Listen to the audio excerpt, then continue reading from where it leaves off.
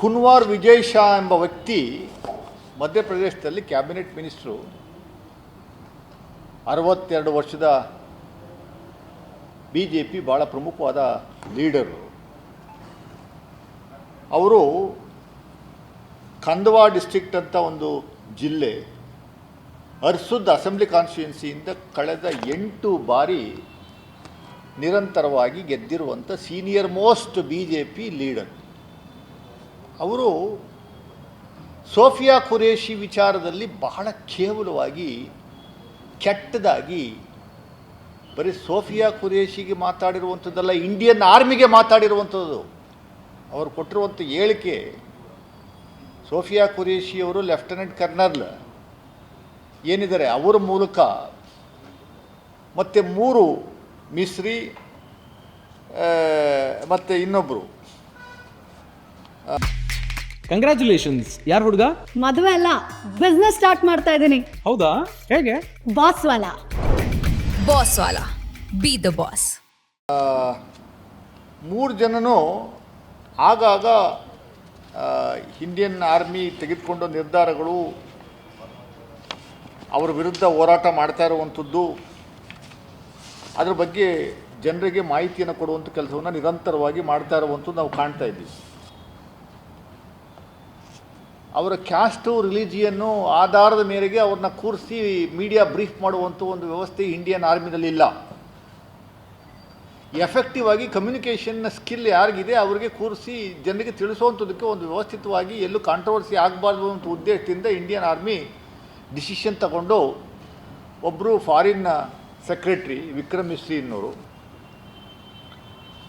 ಇನ್ನಿಬ್ಬರು, ಒಬ್ಬರು ನೇವಿಯವರು, ಇನ್ನೊಬ್ಬರು ಆರ್ಮಿಯವರು, 3 ಜನನು ಆಗಾಗ ಬಂದು ಮಾಧ್ಯಮಗಳ ಮೂಲಕ ಜನಸಾಮಾನ್ಯರಿಗೆ ಏನು ನಡೀತಾ ಇದೆ ಅನ್ನುವಂಥದ್ದು ಹೇಳುವಂಥ ಕೆಲಸವನ್ನು ಮಾಡ್ತಾಯಿದ್ರು. ವೈಮಿಕಾ ಸಿಂಗ್ ಅಂತ ಇನ್ನೊಬ್ಬರು ನೇವಿಯವರು.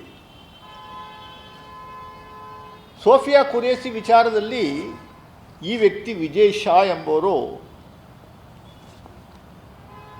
ಟೆರರಿಸ್ಟ್ ತಂಗಿ ಅಂತ ಉಚ್ಚಾರಣೆ ಮಾಡಿದ್ದಾರೆ. ಟೆರರಿಸ್ಟ್ ತಂಗಿನೇ ನಾವು ಕಳಿಸಿ ಯುದ್ಧವನ್ನು ಮಾಡುವಂಥ ಕೆಲಸವನ್ನು ಮಾಡ್ತಾ ಇದ್ದೀವಿ ಅನ್ನುವಂಥದ್ದು ಓಪನ್ ಭಾಷಣದಲ್ಲಿ ಒಬ್ಬ ಮಂತ್ರಿ, ರೆಸ್ಪಾನ್ಸಿಬಲ್ ಮಂತ್ರಿ ಕೊಟ್ಟಿರುವಂಥ ಹೇಳಿಕೆಯನ್ನು ಮಧ್ಯಪ್ರದೇಶ ಹೈಕೋರ್ಟ್ನವರು ಭಾಳ ಗಂಭೀರವಾಗಿ ತೆಗೆದುಕೊಂಡು ಸೋಮೋಟೋ ಕೇಸನ್ನು ರಿಜಿಸ್ಟರ್ ಮಾಡಿ FIR ದಾಖಲು ಮಾಡುವಂಥದ್ದಕ್ಕೆ ಆದೇಶ ಮಾಡಿದ್ದಾರೆ. ಈಗ FIR ದಾಖಲಾಗಿದೆ. 2 ಸೆಕ್ಷನ್ಸ್ಗಳು ದಾಖಲಾಗಿದೆ. ಒಂದು section 196, section 196 BNS, promoting enmity between groups, ಅದು ಸೆಕ್ಷನ್ 196. ಇನ್ನೊಂದು section 152, endangering sovereignty of the country, ದೇಶದ ವ್ಯವಸ್ಥೆಗೆ ಡೇಂಜರ್ ಇರುವಂಥ ಒಂದು ಸೆಕ್ಷನ್. 2 non bailable sections. ಶಿಕ್ಷೆ, ಇದು ಪ್ರೂವ್ ಆದ ಶಿಕ್ಷೆ 7 ವರ್ಷ ಶಿಕ್ಷೆ. ಇಲ್ಲಿಯವರೆಗೆ ಇವರು ಕೊಟ್ಟಂಥ ಹೇಳಿಕೆಯನ್ನು BJPಯವರೇ ಆಗಲಿ, BJP ಮುಖಂಡರುಗಳಾಗಲಿ, ಸೆಂಟ್ರಲ್ ಗೌರ್ಮೆಂಟೇ ಆಗಲಿ, ಮಧ್ಯಪ್ರದೇಶದ ಗೌರ್ಮೆಂಟೇ ಆಗಲಿ, ಮಧ್ಯಪ್ರದೇಶ ಚೀಫ್ ಮಿನಿಸ್ಟರ್ ಆಗಲಿ, ನಮ್ಮ ದೇಶದ ಪ್ರಧಾನಮಂತ್ರಿಗಳಿರ್ಬೋದು, ರಾಜನಾಥ್ ಸಿಂಗ್ ಡಿಫೆನ್ಸ್ ಮಿನಿಸ್ಟರ್ ಇರ್ಬೋದು, ಹೋಮ್ ಮಿನಿಸ್ಟರ್ ಅಮಿತ್ ಶಾ ಇರ್ಬೋದು, ಖಂಡನೆ